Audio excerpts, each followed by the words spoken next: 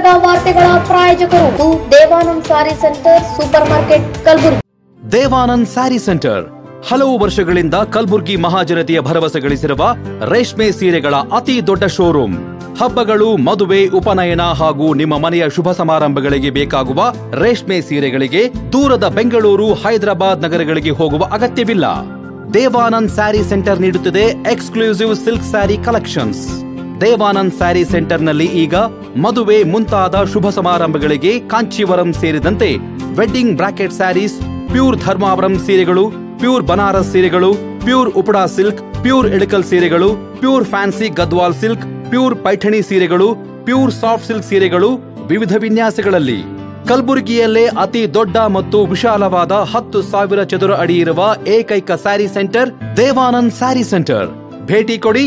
Devanand sari centre, Kamath hotel ಹಿಂದುಗಡೆ, super market, Kalaburagi.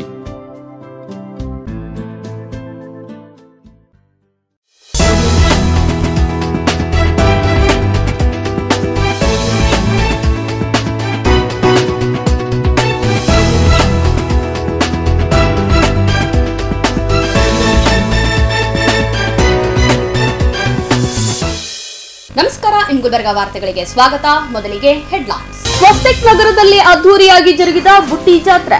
ಕಲಬುರಗಿಯಲ್ಲಿ ಜನಗಣತಿ ಕುರಿತು ವಿಚಾರಗೋಷ್ಠಿ ಆಯೋಜನೆ. ಜುಲೈ 15ರಂದು ಸಂಯುಗ್ ಆಸ್ಪತ್ರೆ ವತಿಯಿಂದ ಉಚಿತ ಆರೋಗ್ಯ ತಪಾಸಣೆ. ಕುರುಬ ಸಮಾಜದ ವಿದ್ಯಾರ್ಥಿಗಳಿಗೆ ಪ್ರತಿಭಾ ಪುರಸ್ಕಾರ. ಕೆಎಸ್ ಈಶ್ವರಪ್ಪ ಭಾಗಿ. ಈಗ ವಾರ್ತೆಗಳ ವಿವರ. ಉತ್ತಮ ಮಳೆಗಾಗಿ ಕಲಬುರಗಿ ನಗರದ ಜನತೆ ದೇವರ ಮೊರೆ ಹೋಗಿದ್ದು, ಬುಟ್ಟಿ ಜಾತ್ರೆ ನೆರವೇರಿಸುವ ಮೂಲಕ ರೈತನಿಗೆ ಸಮೃದ್ಧ ಬದುಕು ದೊರಕಲಿ, ಉತ್ತಮ ಮಳೆಯಾಗಲಿ ಎಂದು ದೇವರಲ್ಲಿ ಪ್ರಾರ್ಥಿಸಿದರು. ಕಲಬುರಗಿ ನಗರದ ಸ್ವಸ್ತಿಕ್ ನಗರದಲ್ಲಿರುವ ಲಕ್ಷ್ಮೀ ದೇವಸ್ಥಾನದಲ್ಲಿ ಬಡಾವಣೆಯ ಜನರೆಲ್ಲ ಸೇರಿಕೊಂಡು ಉತ್ತಮ ಮಳೆಗಾಗಿ ಕಲಬುರಗಿ ನಗರದ ಜನತೆ ದೇವರ ಮೊರೆ ಹೋಗಿದ್ದು, ಬುಟ್ಟಿ ಜಾತ್ರೆ ನೆರವೇರಿಸಿದರು. ಮಹಿಳೆಯರು ತಮ್ಮ ಮನೆಗಳಿಂದ ಉತ್ತರ ಕರ್ನಾಟಕದ ಖಾದ್ಯಗಳನ್ನು ತಯಾರಿಸಿಕೊಂಡು ಬಂದು ದೇವರಿಗೆ ನೈವೇದ್ಯ ಅರ್ಪಿಸುವ ಮೂಲಕ ಉತ್ತಮ ಮಳೆಗಾಗಿ ದೇವರಲ್ಲಿ ಪ್ರಾರ್ಥಿಸಿದರು. ಇನ್ನು ಈ ವೇಳೆ ಮಾತನಾಡಿದ ಮುಖಂಡರು ಹಾಗೂ ಮಹಿಳೆಯರು, ಪ್ರತಿ ವರ್ಷವೂ ರೈತರ ಹಾಗೂ ದೇಶದ ಒಳಿತಿಗಾಗಿ ಸ್ವಸ್ತಿಕ್ ನಗರದಲ್ಲಿರುವ ಲಕ್ಷ್ಮೀ ಮಂದಿರದಲ್ಲಿ ಬುಟ್ಟಿ ಜಾತ್ರೆ ಆಚರಿಸಿಕೊಂಡು ಬರಲಾಗುತ್ತಿದ್ದು, ಸುತ್ತಮುತ್ತಲಿನ ಬಡಾವಣೆಯಲ್ಲಿ ಜನ ಇಲ್ಲಿಗೆ ಬಂದು ದೇವರ ದರ್ಶನ ಪಡೆದುಕೊಳ್ಳುವರು ಎಂದು ತಿಳಿಸಿದರು. ಕಲಬುರಗಿಯ ಮಹಾಜನತೆಗೆ ತಿಳಿಸುವುದೇನೆಂದರೆ, ಇವತ್ತಿನ ಆಷಾಢ ಮಾಸದಲ್ಲಿ ನಮ್ಮ ಶ್ರೀರಾಮ್ ರಸ್ತೆಯ ಸ್ವಸ್ತಿಕ್ ನಗರದಲ್ಲಿ ಪ್ರತಿ ವರ್ಷದಂತೆ ಈ ವರ್ಷವೂ ಕೂಡ ಈ ಒಂದು ಬುಟ್ಟಿ ಜಾತ್ರೆಯನ್ನು ಹಮ್ಮಿಕೊಂಡಿದ್ದೇವೆ. ಈ ಬುಟ್ಟಿ ಜಾತ್ರೆಯ ನಿಮಿತ್ತವಾದ ಉದ್ದೇಶ ಏನಪ್ಪ ಅಂತಂದರೆ, ನಮ್ಮ ಕಾಲಕ್ಕೆ ಆಷಾಢ ಮಾಸದಲ್ಲಿ ಒಂದು ಮಳೆಯ ವರ್ಷಧಾರಣೆ ಒಂದು ಕರೆಕ್ಟ್ ಸಮಯ ತಕ್ಕಂಗೆ ಮಳೆ ಆದರೆ ರೈತನ ಸಮೃದ್ಧಿ ಬದುಕು ಮತ್ತು ದೇಶಕ್ಕೆ ಒಳಿತಾಗಲಿ ಒಂದು ನಿಟ್ಟಿನಲ್ಲಿ ನಾವು ಸುಮಾರು ವರ್ಷಗಳಿಂದ ಬುಟ್ಟಿ ಜಾತ್ರೆ ಮಾಡ್ಕೊಂಡು ಬರ್ತಾ ಇದ್ದೇವೆ. ಅದೇ ರೀತಿಯಾಗಿ ದೇಶವು ಕೂಡ ಸಮೃದ್ಧಿ ಆಗೋ ನಿಟ್ಟಿನಲ್ಲಿ ನಾವು ನಡೀತಾ ಇದ್ದೇವೆ. ಇದರಲ್ಲಿ ಇನ್ನೊಂದು ವಿಶೇಷತೆ ಏನೆಂದರೆ, ಈ ಸಾಂಕೇತಿಕವಾಗಿ ಸ್ವಸ್ತಿಕ್ ನಗರ ಹೆಣ್ಮಕ್ಳು ಬುಟ್ಟಿ ಜಾತ್ರೆ ಹಮ್ಮಿಕೊಂಡಿರೋ ಜೊತೆಗೆ ನಮ್ಮ ಬಡೇಪುರ್, ಲಕ್ಷ್ಮೀನಗರ್, ವೀರೇಂದ್ರ ಪಾಟೀಲ್, ಓಂ ನಗರ್, ಜಯನಗರ್ ಮತ್ತು ಸುತ್ತಮುತ್ತಲಿನ ಎಲ್ಲ ಬಡಾವಣೆಗಳು ಸುಮಾರು 2-3 ಸಾವಿರ ಹೆಣ್ಮಕ್ಳು ಬಂದು ಇವತ್ತು ಈ ಜಾತ್ರೆಯಲ್ಲಿ ವಿಶೇಷವಾಗಿ ಅವರು ತಮ್ಮ ಸೇವೆ ಸಲ್ಲಿಸುತ್ತಿದ್ದಾರೆ. ಜೊತೆಗೆ ಇದರ ಉದ್ದೇಶ ಏನಪ್ಪ ಅಂತಂದರೆ, ಇನ್ನೊಂದು ವಿಶೇಷತೆ ಹೇಳಬೇಕಂದ್ರೆ, ಇಲ್ಲಿ ನಿಮಗೆ ಗುಲ್ಬರ್ಗದಲ್ಲಿ ಯಾವುದೇ ಒಂದು ದಾಸೋಹದಲ್ಲಿ ಹೋದರೂ ಕೂಡ 8-10 ಐಟಮ್ಗಳು ಹೆಚ್ಚಿಗಿರೋದಿಲ್ಲ. ಇವತ್ತು ವಿಶೇಷವಾಗಿ ಹೇಳಬೇಕಂದ್ರೆ 35 ಪದಾರ್ಥಗಳಕ್ಕಿಂತ ಹೆಚ್ಚಾಗಿ ಈ ಒಂದು ಬುಟ್ಟಿ ಜಾತ್ರೆಯನ್ನು ಮಾಡ್ತಾ ಇದ್ದಾರೆ. ಇದರಲ್ಲಿ ಉತ್ಸಾಹ ಏನಪ್ಪ ಅಂತಂದರೆ, ಆ ಒಂದು ದೇವರಲ್ಲಿ ಒಂದು ಭಕ್ತಿ ಮತ್ತು ಎಲ್ಲರಿಗೂ ಒಳಿತಾಗಲಿ ಅನ್ನೋ ಸಂದೇಶ ಕೊಡ್ತಾ ಇದ್ದಾರೆ.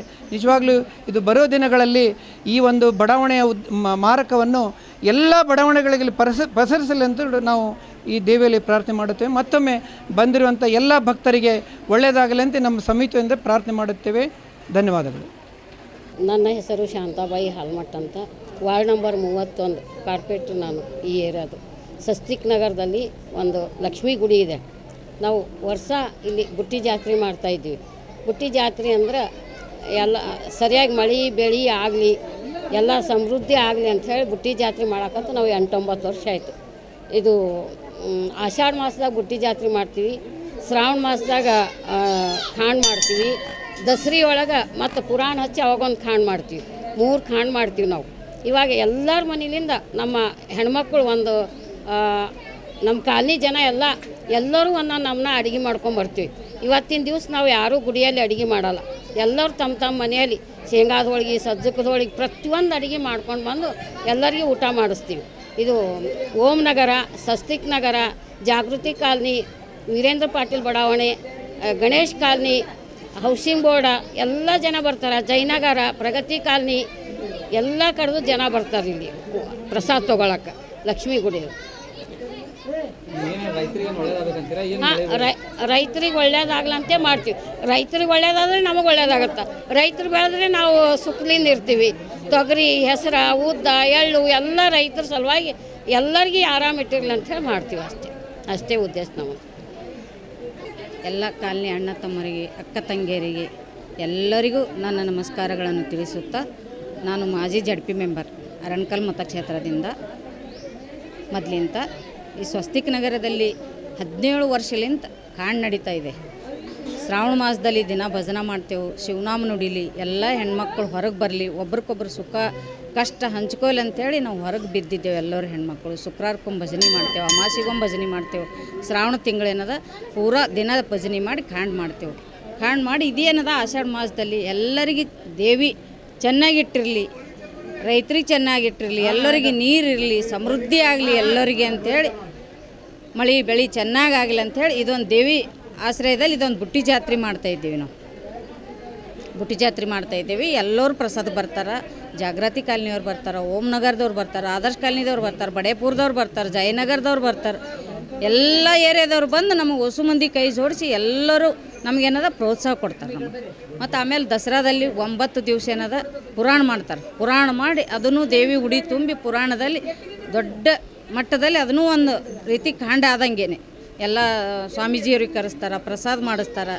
ಅವರು ಗಂಡ್ಮಕ್ಳು ನಾವು ಎಲ್ಲರೂ ಕೂಡ ಇದೆಲ್ಲ ಕೆಲಸ ಮಾಡೋದು. ಅವರು ನಮಗೆ ಪ್ರೋತ್ಸಾಹ ಮಾಡ್ತಾರೆ, ನಾವು ಅವ್ರಿಗೆ ಪ್ರೋತ್ಸಾಹ ಮಾಡ್ತೇವೆ. ನಾವು ಒಂದೇ ಏರಿಯಾದವ್ರಾಗಿ ಎಲ್ಲರೂ ಒಂದೇ ಮನೆ ಹೆಂಗೆ ಇರ್ಬೇಕಂತೇಳಿ ಅದು ಒಂದೇ ಆಸೆ ನಮಗೆ, ಮತ್ತೊಂದೇನು ಹೇಳಿ ನನ್ನ ಮಾತೆರಡು ಮುಗಿಸ್ತೀನಿ. ಚಿಟ್ಟ ರಾಜಾಪುರ ಅಂಥೇಳಿ ಸ್ವಸ್ತಿಕ್ ನಗರದಾಗ 25 ವರ್ಷ ಇದ್ದು ನಾವು ಮನೆ ಕಟ್ಕೊಂಡು ಬಂದ್ವಿ. ಸತತವಾಗಿ ಸುಮಾರು 16 ವರ್ಷದಿಂದ ಪುರಾಣ ಮಾಡ್ತಿದ್ದೀವಿ. ಈಗ ಒಂದು 10 ವರ್ಷ ಹಿಡಿದು ಇದು ಬುಟ್ಟಿ ಜಾತ್ರೆ ಮಾಡ್ತಾಯಿದ್ದೀವಿ. ಮತ್ತು ಇದು ಶ್ರಾವಣ ಮಾಸದ್ದು ಕಾರ್ಯಕ್ರಮ ಒಂದು ತಿಂಗಳು ಭಜನೆ ಮಾಡ್ತಾರೆ. ನಮ್ಮಲ್ಲಿ ಎಲ್ಲಾದರೂ ಹೆಣ್ಮಕ್ಳು ಎಲ್ಲಿ ಹಳ್ಳಿದಾಗೂ ಈ ಥರ ನಮ್ಮಲ್ಲಿ ಭಜನೆ ಅಂತ ಮುಳುಗಿ ಹೋಗಿದ್ದಾರೆ. ಇಲ್ಲಿ ನಮ್ಮ ಸ್ವಸ್ತಿಕ್ ನಗರದಾಗ ಹೆಣ್ಮಕ್ಳು ಜೀವಂತ ಇಟ್ಟಾರ. ಇಲ್ಲಿ ಸರಿಯಾಗಿ ಕಾರ್ಯಕ್ರಮ ಮಾಡ್ತಾರೆ. 25 ದಿನ ಇದು 30 ದಿನ ಒಂದು ಶ್ರಾವಣ ಮಾಸದಾಗ ಒಂದು ತಿಂಗಳು ಭಜನೆ ಮಾಡಿ ಕಾಂಡ್ ಮಾಡ್ತಾರೆ. ಅತಿ ವಿಜೃಂಭಣೆಯಿಂದ ಮಾಡ್ತೀವಿ. ಎಲ್ಲ ಸುತ್ತ ಏರಿಯಾದವರು, ಗುಲ್ಬರ್ಗದವರು ನಮ್ಮ ಸ್ವಸ್ತಿಕ್ ನಗರ ಅಂದರೆ ಎಷ್ಟು ಚಂದದ ಉದಾಹರಣೆ ತೊಗೊಂಡು ಮಾಡಿರಿ ಅಂತೇಳಿ ಎಷ್ಟೋ ಕಾಲನಿ ಮಂದಿ ನನಗೆ ಹೇಳಿದ್ದಾರೆ. ಎಷ್ಟೋ ಕಾಲನಿ ಮಂದಿ ಅಂದ್ರೆ ಸ್ವಸ್ತಿಕ್ ನಗರ ನೋಡಿ ಕಲೀರಪ್ಪ, ಇದು ಹಳ್ಳಿವಾದಾಗೂ ವಾತಾವರಣ ಇಲ್ಲ, ಈಗೆಲ್ಲ ಮುಳುಗೋಗ್ಯದ, ಇಲ್ಲಿ ಎಲ್ಲ ಸಂಭ್ರಮದಿಂದ ಮಾಡ್ತಾರೆ. ಎಲ್ಲರೂ ಒಕ್ಕಟ್ಟಲಿಂದ ಎಲ್ಲರೂ ಸಹಕಾರ ಕೊಡ್ತಿದ್ದೀವಿ. ಒಬ್ರಿಗೊಬ್ಬರು ಹೆಣ್ಮಕ್ಳದ್ದು ಸಂಘ ಇರಲಿ, ನಮ್ಮದು ಗಂಡು ಮಕ್ಕಳದ್ದು ಸ್ವಸ್ತಿಕ್ ನಗರದ ಇದು ಅದ ಅಭಿವೃದ್ಧಿ ಸಂಘ ಅದ. ಈಗ ಸರಿಯಾಗಿ ಕಾರ್ಯಕ್ರಮ ಮಾಡ್ತೀವಿ. ಒಳ್ಳೇದಾಗಲಿ, ಎಲ್ಲ ಇದಕ್ಕೆ ಜನಕ್ಕೆ ಒಳ್ಳೆಯದಾಗಲಿ ಅಂತೇಳಿ ಉದ್ದೇಶ ನಮ್ಮದು ಅಷ್ಟೇ.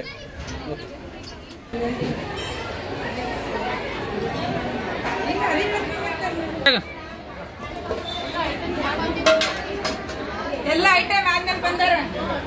ಈಗ ಹೇಳದ ಈಗ ಹೇಳ ನೋಡ್ರಿ ಮೇಡಮ್ ನೋಡ್ರಿ.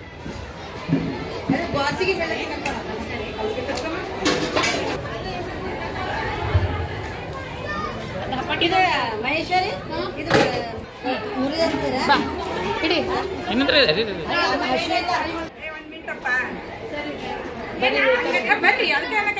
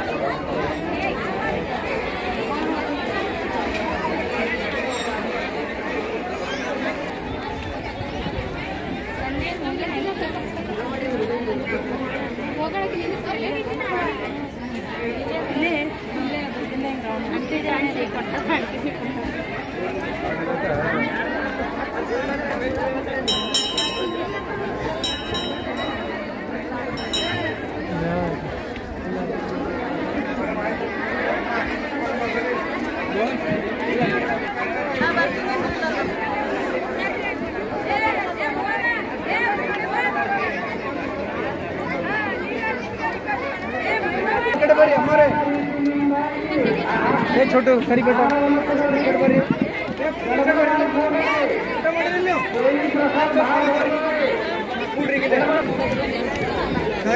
दारी बिड़ंगे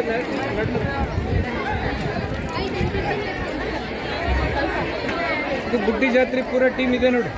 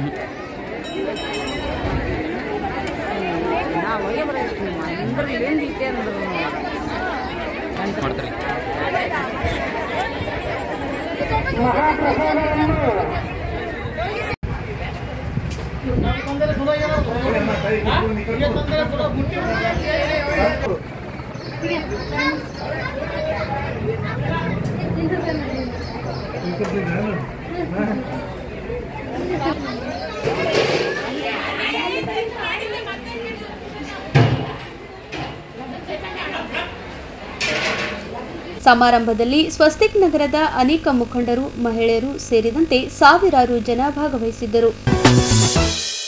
ಕೇಂದ್ರ ಸರ್ಕಾರವು ಸುಮಾರು 95 ವರ್ಷಗಳ ನಂತರ ನಡೆಸುತ್ತಿರುವ ಜಾತಿ ಜನಗಣತಿಯ ಬಗ್ಗೆ ಜಾಗೃತಿ ಮೂಡಿಸಲು ಕಲಬುರಗಿಯಲ್ಲಿ ಹಿಂದುಳಿದ ವರ್ಗಗಳ ಸಮುದಾಯದ ವಿಭಾಗ ಮಟ್ಟದ ವಿಚಾರಗೋಷ್ಠಿ ಏರ್ಪಡಿಸಲಾಗಿತ್ತು.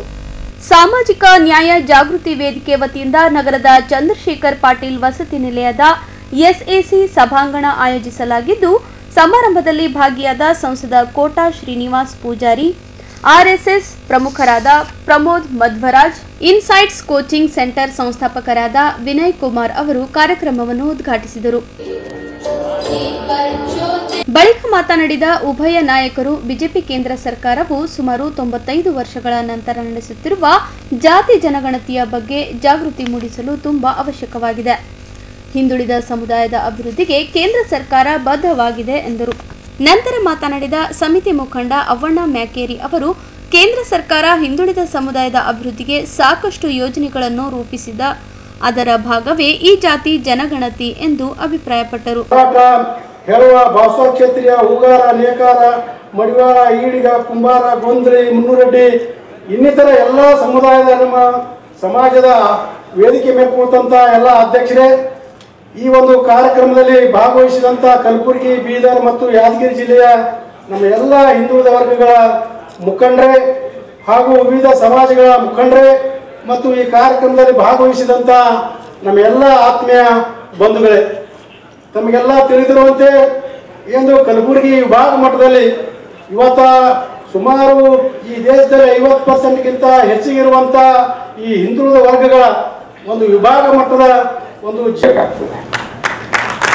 ಇವತ್ತು ನಾನು ಇಷ್ಟೆಲ್ಲ ಯಾಕೆ ಹೇಳಿದೆ ಅಂದ್ರೆ ಕೋಟಾ ಶ್ರೀನಿವಾಸ ಪೂಜಾರಿ ದಾರಿ ತಪ್ಪಿ ಮಾತಾಡಿದ್ರು, ಅದಕ್ಕೆ ನಾನು ಸ್ವಲ್ಪ ದಾರಿ ತಪ್ಪಿ ಮಾತಾಡಿದೆ. ಇವತ್ತು ಹಿಂದುಳಿದ ವರ್ಗಕ್ಕೆ ಸಿಗಬೇಕಾದಂತಹ ರಾಜಕೀಯ ಶಕ್ತಿ, ಸಾಮಾಜಿಕ ಶಕ್ತಿ ಮತ್ತು ಎಲ್ಲಕ್ಕಿಂತಲೂ ಹೆಚ್ಚು ಆರ್ಥಿಕ ಶಕ್ತಿ ಹಿಂದುಳಿದ ವರ್ಗದ ಪ್ರತಿಯೊಬ್ಬ ವ್ಯಕ್ತಿ ಕೂಡ ಆರ್ಥಿಕವಾಗಿ ಬೆಳಿಬೇಕು, ಸಾಮಾಜಿಕವಾಗಿ ಬೆಳಿಬೇಕು, ರಾಜಕೀಯವಾಗಿ ಬೆಳಿಬೇಕು. ಇದು ಅದು ಎಲ್ಲಿವರೆಗೆ ಆಗೋದಿಲ್ಲೋ ಅಲ್ಲಿಗೆವರೆಗೆ ಸಾಮಾಜಿಕ ನ್ಯಾಯ ನಮಗೆ ದೊರಕಿದೆ ಅಂತ ಆಗೋದೇ ಇಲ್ಲ. ಸಾಮಾಜಿಕ ನ್ಯಾಯದಿಂದ ನಾವು ಪರ್ಮನೆಂಟ್ ಆಗಿ ವಂಚಿತರಾಗಿರ್ತೇವೆ. ಇವತ್ತು ನರೇಂದ್ರ ಮೋದಿ ಅವರು ಜಾತಿ ಗಣತಿಯನ್ನ ಮಾಡ್ತಾ ಇದ್ದಾರೆ.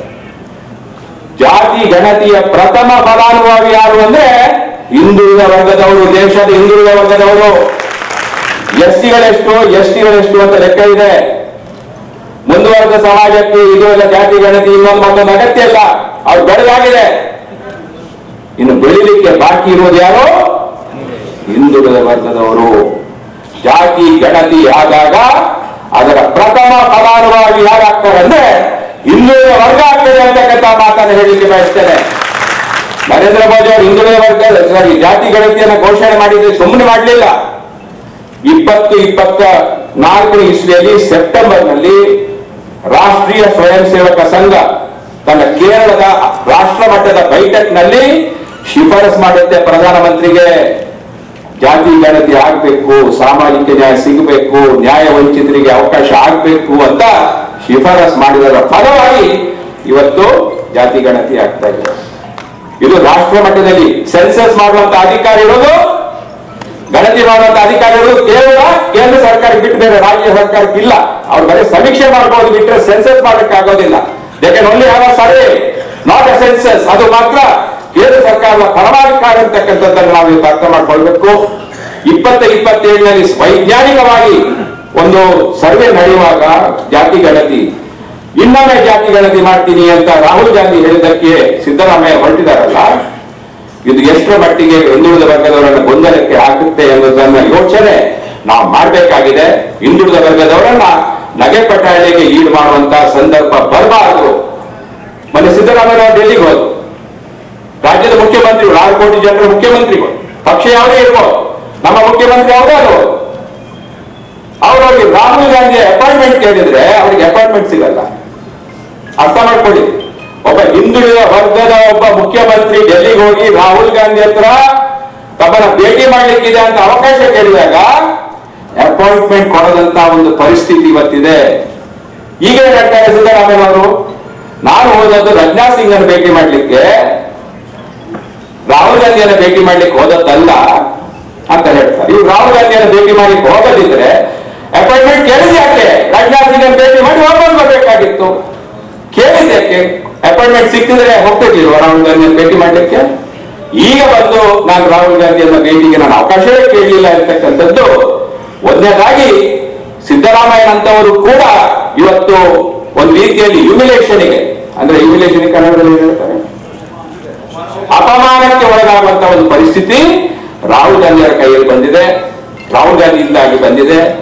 ಕಾಂತರಾಜ್ ವರದಿ 165 ಕೋಟಿ ಖರ್ಚು ಮಾಡಿ 10 ವರ್ಷದಿಂದ ಬಾಕಿ ಇದ್ದಂತ ವರದಿಯನ್ನ ಕಸದ ಬುಟ್ಟಿಗೆ ಎಸೆಯಲಿಕ್ಕೆ ಆದೇಶ ಯಾರು ಕೊಡ್ತಾರೆ ಅಂದ್ರೆ ರಾಹುಲ್ ಗಾಂಧಿ ಅವರು ಕೊಡ್ತಾರೆ. ಇದು ಅವರ ಹಿಂದುಳಿದ ವರ್ಗದ ಬಗ್ಗೆ ಎಷ್ಟರ ಮಟ್ಟಿಗೆ ಕಾಳಜಿ ಇದೆ ಅಂತಕ್ಕಂಥದ್ದು ಇಲ್ಲಿ ತೋರಿಸ್ಕೊಡ್ತದೆ.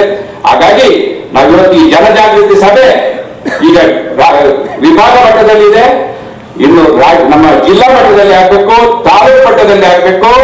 ಪ್ರತಿಯೊಬ್ಬ ಹಿಂದುಳಿದ ವರ್ಗದ ಮನುಷ್ಯನಿಗೆ ನನ್ನ ವ್ಯವಸ್ಥೆ ಏನು ಎಂಬುದರ ಬಗ್ಗೆ ಜಾಗೃತಿ ಮೂಡದಿದ್ದರೆ ಹಿಂದುಳಿದ ವರ್ಗಕ್ಕೆ ಭವಿಷ್ಯ ಇಲ್ಲ ಅಂತಕ್ಕಂಥ ಮಾತನ್ನು ಹೇಳಿ, ನರೇಂದ್ರ ಮೋದಿ ಅವರ ನೇತೃತ್ವದ ಏನು ಜನಗಣತಿ ನಡೀತದೆ ಅದರ ನಂತರ ನನಗೆ 100ಕ್ಕೆ 100 ವಿಶ್ವಾಸ ಇದೆ. ಹಿಂದುಳಿದ ವರ್ಗಕ್ಕೆ ಯಾರಿಂದಾದ್ರೂ ನ್ಯಾಯ ಪಡೆಯಲಿಕ್ಕೆ ಸಾಧ್ಯ ಇದ್ರೆ ಅದು ನರೇಂದ್ರ ಮೋದಿ ಅವರಿಂದ ಮಾತ್ರ ಸಾಧ್ಯ ಅಂತಕ್ಕಂಥ ಮಾತನ್ನು ಹೇಳಿ ಎಲ್ರಿಗೂ ವಂದಿಸಿ ನನ್ನ 2 ಮಾತನ್ನು ಮುಗಿಸ್ತೇನೆ. ಜೈ ಹಿಂದ್. ಸಮಾರಂಭದಲ್ಲಿ ಶಾಸಕ ಬಸವರಾಜ ಮತ್ತಿಮೂಡ್, ವಿಧಾನ ಪರಿಷತ್ ಸದಸ್ಯರಾದ ಬಿಜಿ ಪಾಟೀಲ್, ಮಾಜಿ ಶಾಸಕ ರಾಜ್ಕುಮಾರ್ ಪಾಟೀಲ್, ಮಾಜಿ ಸಂಸದ ಉಮೇಶ್ ಜಾಧವ್, ಬಿಜೆಪಿ ನಗರಾಧ್ಯಕ್ಷ ಚಂದು ಪಾಟೀಲ್, ಗ್ರಾಮಾಂತರ ಜಿಲ್ಲಾಧ್ಯಕ್ಷ ಅಶೋಕ್ ಬಗಲಿ ಸೇರಿದಂತೆ ಅನೇಕರು ಭಾಗವಹಿಸಿದ್ದರು. ಈಗ ಚಿಕ್ಕದೊಂದು ವಿರಾಮದ ನಂತರ ಮತ್ತೆ ವಾರ್ತಾ ಸಂಚಿಕೆ ಮುಂದುವರಿಯುತ್ತದೆ. ಜುಲೈ 15ರಂದು ಸಯೂಗ್ ಆಸ್ಪತ್ರೆ ವತಿಯಿಂದ ಉಚಿತ ಆರೋಗ್ಯ ತಪಾಸಣೆ. ಕುರುಬ ಸಮಾಜದ ವಿದ್ಯಾರ್ಥಿಗಳಿಗೆ ಪ್ರತಿಭಾ ಪುರಸ್ಕಾರ. ಕೆಎಸ್ ಈಶ್ವರಪ್ಪ ಭಾಗಿ.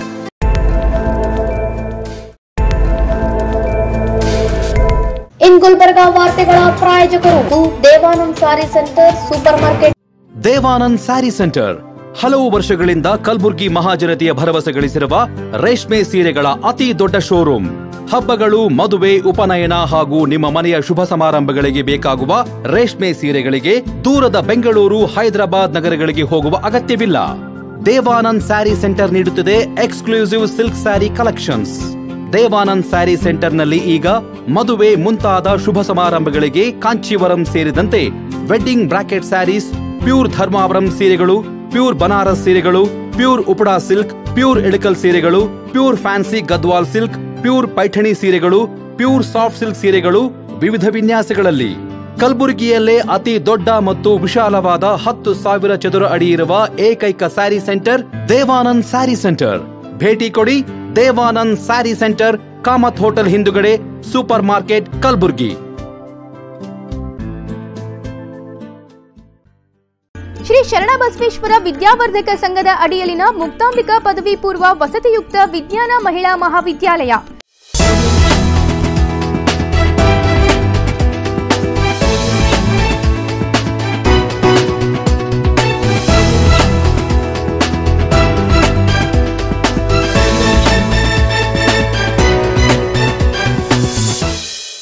ವಾರ್ತೆಗಳಿಗೆ ಸ್ವಾಗತ. ಕಲಬುರಗಿ ನಗರದ ಸಯುಗ್ ಆಸ್ಪತ್ರೆಯಲ್ಲಿ ಜುಲೈ 15ರಂದು ಉಚಿತ ಮೆಡಿಕಲ್ ಚೆಕಪ್ ಕ್ಯಾಂಪ್ ಆಯೋಜನೆ ಮಾಡಲಾಗಿದೆ ಎಂದು ಆಸ್ಪತ್ರೆ ಮುಖ್ಯಸ್ಥರಾದ ಅಮರೇಶ್ ಬಿರಾದರ್ ಅವರು ತಿಳಿಸಿದರು. ಈ ಕುರಿತು ಮಾಧ್ಯಮದವರೊಂದಿಗೆ ಮಾತನಾಡಿದ ಅವರು, ಸಯುಗ್ ಆಸ್ಪತ್ರೆಯಲ್ಲಿ ಜುಲೈ 15ರಂದು ಉಚಿತ ಮೆಡಿಕಲ್ ಚೆಕಪ್ ಕ್ಯಾಂಪ್ ಆಯೋಜನೆ ಮಾಡಲಾಗಿದೆ. ಶಿಬಿರದಲ್ಲಿ ಉಚಿತವಾಗಿ ಬಿಪಿ, ಇಸಿಜಿ ಸೇರಿದಂತೆ ಎಲ್ಲಾ ರೀತಿಯ ಚಿಕಿತ್ಸೆ ನೀಡಲಾಗುವುದು ಎಂದು ತಿಳಿಸಿದರು.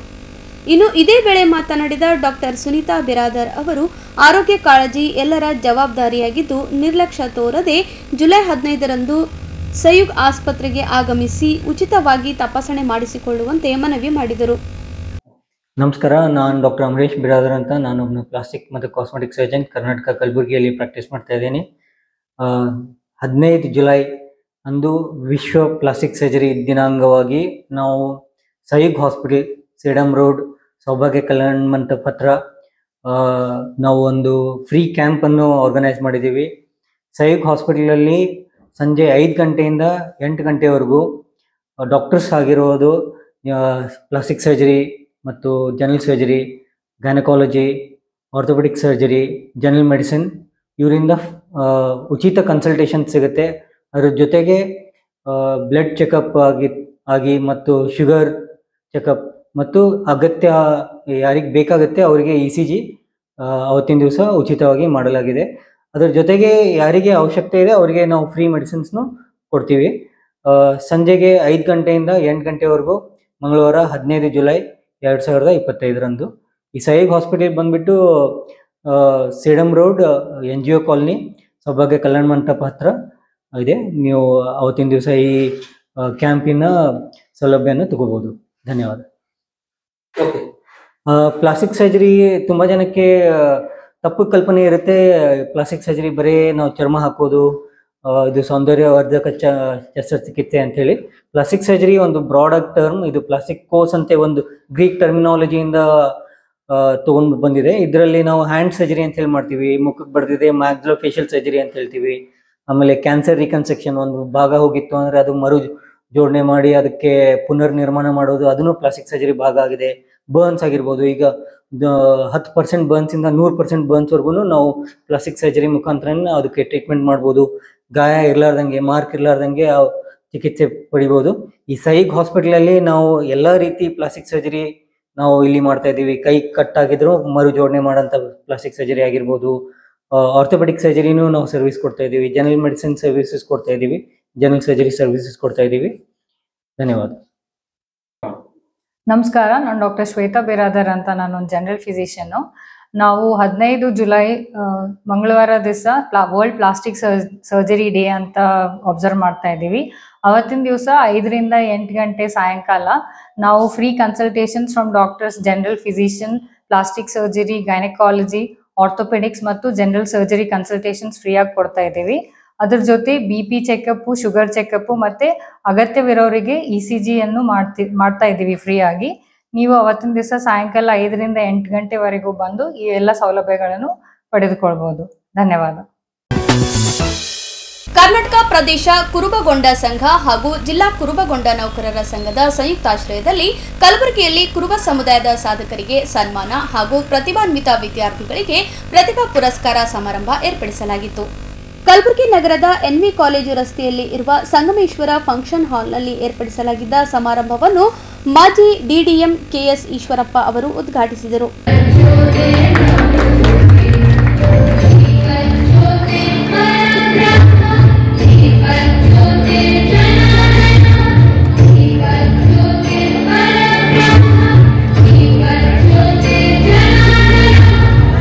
ಬಳಿಕ ಮಾತನಾಡಿದ KS ಈಶ್ವರಪ್ಪ ಅವರು, ಸಮುದಾಯದ ಸಾಧಕರಿಗೆ, ಪ್ರತಿಭಾನ್ವಿತ ವಿದ್ಯಾರ್ಥಿಗಳಿಗೆ ಬೆಂಬಲ ನೀಡುವ ಈ ಕಾರ್ಯಕ್ರಮ ಶ್ಲಾಘನೀಯವಾಗಿದೆ. ಸಮುದಾಯದ ಬಂಧುಗಳು, ಮುಖಂಡರು ಸೇರಿಕೊಂಡು ಆಯೋಜಿಸಿದ ಈ ಕಾರ್ಯಕ್ರಮ ಸಮಾಜಮುಖಿಯಾಗಿದೆ ಎಂದು ಅಭಿಪ್ರಾಯಪಟ್ಟರು. ಬಳಿಕ ಮಾತನಾಡಿದ ಕರ್ನಾಟಕ ಪ್ರದೇಶ ಕುರುಬಗೊಂಡ ಸಂಘದ ಅಧ್ಯಕ್ಷ ಗುರುನಾಥ್ ಪೂಜಾರಿ ಹಾಗೂ ಮುಖಂಡರು, ಸಮುದಾಯದ ಸಾಧಕರಿಗೆ, ಪ್ರತಿಭಾನ್ವಿತ ವಿದ್ಯಾರ್ಥಿಗಳ ಪ್ರೇರಣೆಯಾಗಲಿ ಎಂಬ ದೃಷ್ಟಿಯಿಂದ ಈ ಕಾರ್ಯಕ್ರಮ ಆಯೋಜನೆ ಮಾಡಲಾಗಿದ್ದು, ಸಮುದಾಯದ ಬಂಧುಗಳ ಸಹಕಾರ ಅತ್ಯಮೂಲ್ಯವಾಗಿದೆ ಎಂದರು. ಸಮಾರಂಭದಲ್ಲಿ ವಿವಿಧ ಕ್ಷೇತ್ರದಲ್ಲಿ ಸಾಧನೆಗೈದ ಸಾಧಕರಿಗೆ ಹಾಗೂ SSLC ಹಾಗೂ PUCಯಲ್ಲಿ ಅತಿ ಹೆಚ್ಚು ಅಂಕ ಪಡೆದ ವಿದ್ಯಾರ್ಥಿಗಳು ಸನ್ಮಾನಿಸುವ ಮೂಲಕ ಪ್ರೋತ್ಸಾಹಿಸಲಾಯಿತು. ಒಳ್ಳೆ ಸ್ಥಾನದಲ್ಲಿರೋಂಥ ಗಂಗಣ್ಣ ಅವರ ಮಗ ಹೆಸರು ಹೇಳಪ್ಪ, ಚಂದ್ರಶೇಖರ್. ನನ್ನ ಡಿಪಾರ್ಟ್ಮೆಂಟ್ನಲ್ಲೇ ಇದ್ರು, ಈ ನನ್ನ ಡಿಪಾರ್ಟ್ಮೆಂಟ್ನಲ್ಲೇ ಒಳ್ಳೆ ಸ್ಥಾನಕ್ಕೆ ಹೋಗಿದ್ದಾರೆ, ಇನ್ನೂ ಒಳ್ಳೆ ಸ್ಥಾನಕ್ಕೆ ಹೋಗ್ಲಿ ಅಂತ ಹೇಳಕ್ಕೆ ಇಷ್ಟಪಡ್ತಾರೆ. ಈ ರೀತಿ ಸಭೆ ಸಮಾರಂಭಗಳು ನೀವೆಲ್ಲರೂ ಕೂಡ ಬಂದು ಸೇರಿದ್ದೀರ. ನೀವೆಲ್ಲ ಬಂದು ಸೇರಿದ ಉದ್ದೇಶ ಏನು? ನಮ್ಮ ಸಂಘಟನೆ ತೋರಿಸ್ಬೇಕು, ಒಳ್ಳೊಳ್ಳೆ ಕೆಲಸ ಮಾಡ್ತಾರಂತ ಈ ರೀತಿ ಸಂಘಗಳಿಗೆ ಬೆಂಬಲ ಕೊಡಬೇಕು. ಯಾರು ಪ್ರತಿಭಾವಂತರಿದ್ದಾರೆ ಮಕ್ಕಳು, ಅವರಿಗೆ ಬೆಂಬಲ ಕೊಡಬೇಕು. ಬೇರೆ ಬೇರೆ ಹೊಸ ಹೊಸ ಯೋಜನೆಗಳನ್ನು ಜಾರಿಗೆ ತರಬೇಕು. ಈ ಒಂದು ಕಲ್ಪನೆಯಿಂದ ನೀವೆಲ್ಲರೂ ಕೂಡ ಸೇರಿದ್ದೀರಿ. ನಿಮ್ಮ ಆಸೆ ಈಡೇರಲಿ ಅಂತ ಭಗವಂತನನ್ನು ಕೂಡ ನಾನು ಪ್ರಾರ್ಥನೆ ಮಾಡ್ತೀನಿ. ಪೂಜ್ಯ ಸಿದ್ದರಾಮಾನಂದಪುರಿ ಮಹಾಸ್ವಾಮಿಗಳ ಹತ್ರ ಮಾತಾಡ್ತಾ ಇರೋಂಥ ಸಂದರ್ಭದಲ್ಲಿ ಒಂದು ಹೇಳಿದ್ರು,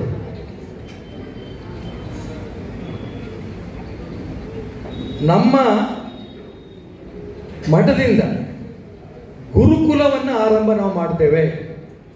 ಸರಿನಾ ಸ್ವಾಮೀಜಿ? ಸರಿತಾನೆ? ಆಯ್ತು.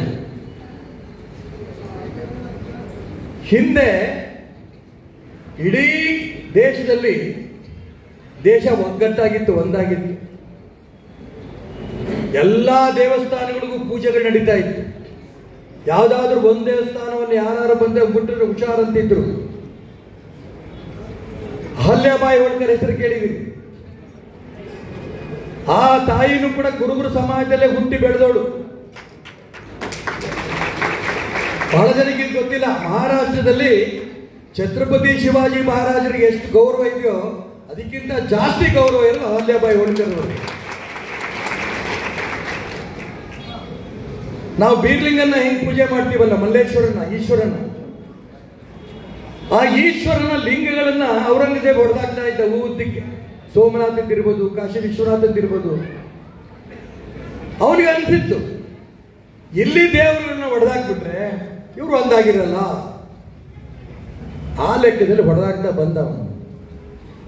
ಅವ್ರು ಎಷ್ಟೇ ಹೊಡೆದಾಕಿದ್ರು ಕೂಡ ಅಹಲ್ಯಾಬಾಯಿ ಹೋಳ್ಕರ್ ಅವರು ಸಣ್ಣ ರಾಣಿ, ಬಹಳ ದೊಡ್ಡ ಏರಿಯಾಗ ರಾಣಿ ಆಗಿರ್ಲಿಲ್ಲ, ಸಣ್ಣ ರಾಣಿ. ಆಯಮ್ಮ ಬಿಡ್ಲಿಲ್ಲ. ನೀವೆಷ್ಟೇ ಹೊಡೆದಾಕಿದ್ರು ಕೂಡ ಈ ಸಮಾಜವನ್ನ ಒಂದುಗೂಡಿಸ್ತೀವಿ ಅಂತೇಳಿ ಮತ್ತೆ ಮತ್ತೆ ಆ ಈಶ್ವರ ಲಿಂಗಗಳನ್ನ ಪ್ರತಿಷ್ಠಾಪನೆ ಮಾಡಿದಂತ ಮಹಾರಾಣಿ ಅಹಲ್ಯಾಬಾಯಿ ಹೋಳ್ಕರ್ ನೆನ್ಪಿಟ್ಕೋಬೇಕು. ಈ ರೀತಿ ಭಾವನೆಗಳನ್ನು ನಿರ್ಮಾಣ ಮಾಡ್ತಾರಂತ ಒಂದು ವಂಶ ಸಮಾಜ ನಮ್ದಿದೆ. ಮೆಕಾಲೆ ನೀವು ಕೇಳಿದ್ದೀರಿ, ಆ ಬ್ರಿಟಿಷರ ಆಡಳಿತ ಸಂದರ್ಭದಲ್ಲಿ ಈ ದೇಶದ ಎಲ್ಲಾ ಗುರುಕುಲಗಳನ್ನು ಒಂದೇ ಸರಿ 7,000 ಗುರುಕುಲಗಳನ್ನ ಬ್ಯಾನ್ ಮಾಡಕ್ತಾವ. ಆ ಒಂದು ವಿದ್ಯಾ ವ್ಯವಸ್ಥೆ, ಬ್ರಿಟಿಷರ ವಿದ್ಯಾ ವ್ಯವಸ್ಥೆ ಬಂದಿದೆ. ಇವತ್ತು ನಾವು ಬಡದಾಡ್ತಾ ಇದ್ದೀವಿ. ಪೂಜ್ಯ ಜಗದ್ಗುರುಗಳು ಮತ್ತೆ ಗುರುಕುಲ ಪದ್ಧತಿಯಲ್ಲೇ ಜಾರಿ ತರಬೇಕು ಅನ್ನೋ ಪ್ರಯತ್ನ ನಡೆಸ್ತಾ ಇದ್ದಾರೆ. ಅವ್ರ ಪ್ರಯತ್ನಕ್ಕೆ ನಾವೆಲ್ಲರೂ ಕೂಡ ಪೂರ್ಣ ಬೆಂಬಲ ನಾವು ಕೊಡ್ತೇವೆ ಅನ್ನೋ ಮಾತನ್ನ ಈ ಸಂದರ್ಭದಲ್ಲಿ ನಾನು ಹೇಳಕ್ಕೆ ಇಷ್ಟಪಡ್ತೇನೆ. ವೇದಿಕೆ ಮೇಲೆ ದೊಡ್ಡ ದೊಡ್ಡವರೆಲ್ಲ ಕೂತಿದ್ದಾರೆ, ನಾನು ನೋಡ್ತಾ ಇದ್ದೀನಿ. ಬರೀ ದೊಡ್ಡವರಾಗಿ ದೂರ ಕೂತ್ಕೊಂಡ್ರೆ ಆಗಲ್ಲ. ಅವ್ರ ಪಾದಕ್ಕೆ ಹೋಗಿ ಬಿಡೋಣ, ನನಗೆ ನಮಸ್ಕಾರ ಮಾಡಬೇಡ. ಸ್ವಾಮಿಗಳ ಪಾದಕ್ಕೆ ಬಿದ್ದು ನಾನು ಸೇರಿ ಹೇಳ್ತೇನೆ. ಅವ್ರು ಏನ್ ಹೇಳ್ತಾರೆ ಅದನ್ನ ಮಾಡಕ್ಕೆ ನಾನು ತಯಾರಿದ್ದೇನೆ. ನೀವೆಲ್ಲರೂ ಸೇರಿ ಮಾಡಬೇಕು.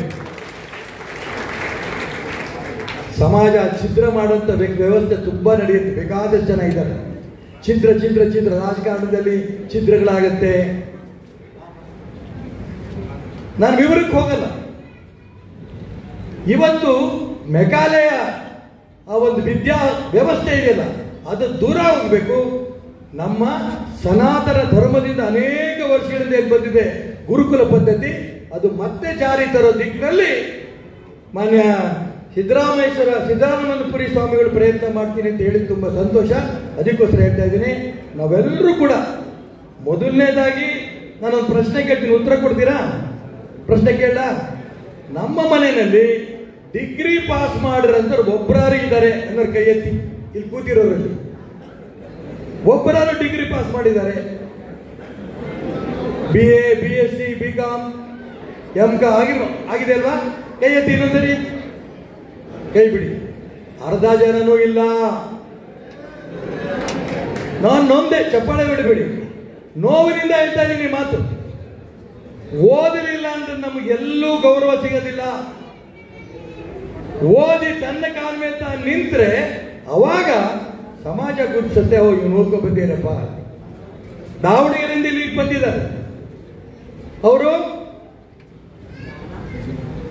ವಿನಯ್ ಕುಮಾರ್ ಸಂಸ್ಥಾಪಕ ನಿರ್ದೇಶಕರು, ಇನ್ಸೈಟ್ IAS ಅಕಾಡೆಮಿ. ಯಾಕೆ ನೀವು ಅವ್ರು ಇಲ್ಲಿ ತನಕ ಕರೆಸಿದಿರಿ? ಅವರು IAS ಕೋಚಿಂಗ್ ಕೊಡ್ತಾರಂತ ವ್ಯಕ್ತಿ, ಅಂದ್ರೆ ವಿದ್ಯೆಗೆ ಆದ್ಯತೆ ಕೊಡ್ತಾರಂತ ವ್ಯಕ್ತಿ ಅಂತೇಳಿ ಗುಲ್ಬರ್ಗಕ್ಕೆ ಅಲ್ಲಿಂದ ಇಲ್ಲಿ ತನಕ ಕರೆಸಿದಿರಲ್ಲ, ನಿಮಗೂ ಅಭಿನಂದನೆ, ಅವ್ರಿಗೂ ಅಭಿನಂದನೆ. ಅವ್ರು ಓದಲಿಲ್ಲ ಅಂದ್ರೆ ನೀವು ಕರೀತಿರ್ಲಿಲ್ಲ. ನೀವು ಇಲ್ಲಿ ಸ್ವಾಮಿಗಳ ಪಾದವನ್ನ ಮುಟ್ಟಿ ಪ್ರಮಾಣ ಮಾಡಿಬಿಟ್ಟು ಹೋಗಿ, ನನ್ನ ಮಕ್ಕಳನ್ನ, ಅದು ಗಂಡೋ ಹೆಣ್ಣೋ ಗೊತ್ತಿಲ್ಲ, ನಾವು ಓದಿಸ್ತೇವೆ. ಈ ತೀರ್ಮಾನ ಮಾಡ್ಕೊಂಡು ಹೋದಾಗ ಈ ರೀತಿ ಕಾರ್ಯಕ್ರಮವನ್ನು ವ್ಯವಸ್ಥೆ ಮಾಡಿದಾರಲ್ಲ, ಆ ವ್ಯವಸ್ಥಾಪಕರಿಗೂ ಕೂಡ ಸಮಾಧಾನ ಆಗುತ್ತೆ, ಒಳ್ಳೇದಾಗತ್ತೆ. ಬಂದ್ವಿ, ಭಾಷಣಗಳಿಂದ ಕಮ್ಮಿ ಕೇಳಿದ್ದೀರ ನೀವು? ನಮ್ಮ ದೇಶದಲ್ಲಿ ಭಾಷಣಕ್ಕೆ ಕೊರತೆ ಎಂದೂ ಇಲ್ಲ. ಎಷ್ಟು ಬೇಕಾದ್ರೂ ಭಾಷಣ ಯಾರು ಬೇಕಾದ್ರೂ ಹೊಡಿತಾರೆ. ಬರೀ ಭಾಷಣದಿಂದ ಏನು ಲಾಭ ಆಗಲ್ಲ. ಶ್ರಮ ಆಗ್ಬೇಕು, ಪರಿಶ್ರಮ. ನಾವು ಬಡವರು ಶ್ರೀಮಂತರು ಗೊತ್ತಿಲ್ಲ. ಶ್ರೀಮಂತರಾದ ತಕ್ಷಣ ಬೇಕಾದಷ್ಟು ದುಡ್ಡಿದೆ, ಇನ್ಯಾಕೆ ನನ್ನ ಮಕ್ಕಳು ಓದಿಸ್ಬೇಕು ಅಂತ ಅವರಂತ ಯೋಚನೆ ಮಾಡ್ತಾರೆ. ಬಡವರು ನಾನು ಓದ್ಸಕ್ ಆಗಲ್ಲಪ್ಪ, ನಾನು ಎಲ್ಲಿಂದ ದುಡ್ಡು ತರಲಿ ಅಂತ ಬಡವರು ಅಂತಾರೆ.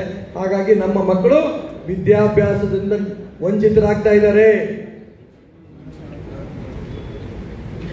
ನಾನು ಹೇಳ್ತೀನಿ, ನನ್ನ ವೈಯಕ್ತಿಕ, ನಮ್ಮಮ್ಮ ಒಂದು ಅಡಿಕೆ ಮಂಡಿನಲ್ಲಿ ಕೂಲಿ ಕೆಲಸ ಮಾಡ್ತಾ ಇದ್ದೆ.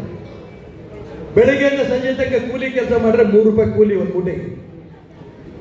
ನನಗೆ SSLC ತನಕ ಓದಿಸ್ಕೊಂಡ್ಬಂತು ನಮ್ಮಮ್ಮ, ಕೂಲಿ ಕೆಲಸ ಮಾಡಿಕೊಂಡೆ. SSLC ಪಾಸ್ ಆದೆ. ನಮ್ಮಮ್ಮ ಕೂಲಿ ಮಾಡೋದು ನನ್ನ ಕೈಲಿ ನೋಡಕ್ ಆಗ್ಲಿಲ್ಲ. ನಮ್ಮಮ್ಮನ ಹತ್ರ ಹೋದೆ, ಅಮ್ಮ ನೀನು ಕೂಲಿ ಮಾಡಬೇಡ, SSLC ಪಾಸ್ ಆಗಿದ್ದೀನಿ, ನಾನು ಎಲ್ಲರೂ ಹೋಗಿ ಗುಮಾಸ್ತ್ರಿ ಕೆಲಸಕ್ಕೆ ಸೇರ್ಕೋತೀನಿ. ಗುಮಾಸ್ತ್ರಿ ಏನಂತೀರಿ ಇಲ್ಲಿ? ಕ್ಲರ್ಕ್ ಕೆಲಸ ಸೇರ್ಕೊಂಡು ಆ ಬರೋ ಸಂಬಳದಲ್ಲಿ ನಾನು ನಿನಗೆ ಸಾಕ್ತೀನಿ ಅಂತ ನಮ್ಮ ಅಪ್ಪನಿಗೆ ಹೇಳಿದೆ. ನಮ್ಮಮ್ಮ ಒಪ್ಕೊಳ್ಳಿಲ್ಲ, ಕಪಾಳ ಕೊಡಿದ್ರು ನನಗೆ. ನೀನ್ ದುಡಿದು ನನಗೆ ಸಾಕೋದು ಬೇಡ, ಎಷ್ಟೇ ಕಷ್ಟ ಆಗ್ಲಿ ನಾನು ದುಡಿತೀನಿ, ನೀನು ವಿದ್ಯಾವಂತರಾಗಬೇಕು ಅಂತ ನಮ್ಮಮ್ಮ ಹೇಳಿದ್ದಕ್ಕೋಸ್ಕರ ಅರೆ ಕೂಲಿ ಮಾಡ್ತಾರಂತ ಒಬ್ಬ ಹೆಣ್ಮಗಳು. ನನ್ನ ಮಗ ಓದ್ಬೇಕು ಅಂತ ಇಷ್ಟಪಡ್ಬೇಕು ಅಂತ ಪಡ್ತಿರ್ಬೇಕಾದ್ರೆ ಕಷ್ಟಪಟ್ಟು ಓದ್ಬೇಕು ಅಂತ ಓದಿ ಡಿಗ್ರಿ ಪಾಸ್ ಮಾಡಿ ಇವತ್ತು ರಾಜ್ಯದಲ್ಲಿ ಈಶ್ವರಪ್ಪ ಅಂತ ಗುರುತು ಕಾರಣ ಒಬ್ಬ ಹೆಣ್ಮಗಳು, ನಮ್ಮ ತಾಯಿಯನ್ನು ನಾನು ಮರೆಯಕ್ಕಾಗಲ್ಲ.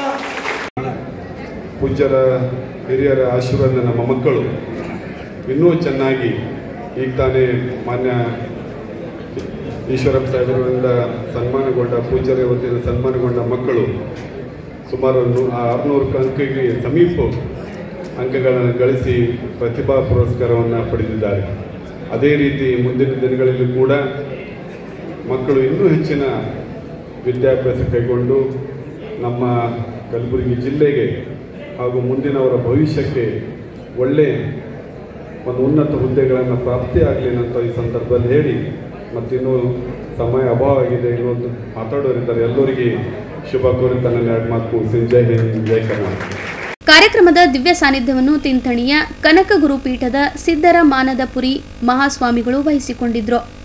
ಕೆಪಿಸಿಸಿ ರಾಜ್ಯ ಸದಸ್ಯರಾದ Rakshit Bharat Kumar, Arun Kumar, MY Patil, GB Vinay Kumar, Siddaramanna S, Iranna ಝಳಕಿ ಸೇರಿದಂತೆ ಸಮುದಾಯದ ಅನೇಕ ಮುಖಂಡರು ಭಾಗವಹಿಸಿದ್ದರು. ಕೊನೆಯಲ್ಲಿ ಮತ್ತೊಮ್ಮೆ ವಾರ್ತೆಗಳ ಮುಖ್ಯಾಂಶಗಳು. ಸ್ವಸ್ತಿಕ್ ನಗರದಲ್ಲಿ ಅದ್ದೂರಿಯಾಗಿ ಜರುಗಿದ ಬುಟ್ಟಿ ಜಾತ್ರೆ. ಕಲಬುರಗಿಯಲ್ಲಿ ಜನಗಣತಿ ಕುರಿತು ವಿಚಾರಗೋಷ್ಠಿ ಆಯೋಜನೆ. ಜುಲೈ 15ರಂದು ಸಯುಗ್ ಆಸ್ಪತ್ರೆ ವತಿಯಿಂದ ಉಚಿತ ಆರೋಗ್ಯ ತಪಾಸಣೆ. ಕುರುಬ ಸಮಾಜದ ವಿದ್ಯಾರ್ಥಿಗಳಿಗೆ ಪ್ರತಿಭಾ ಪುರಸ್ಕಾರ. KS ಈಶ್ವರಪ್ಪ ಭಾಗಿ. ಇಲ್ಲಿಗೆ ವಾರ್ತಾ ಸಂಚಿಕೆ ಮುಕ್ತಾಯವಾಯಿತು. ಮತ್ತೆ ಮುಂದಿನ ಸಂಚಿಕೆಯಲ್ಲಿ ಭೇಟಿಯಾಗೋಣ. ವಂದನೆಗಳು.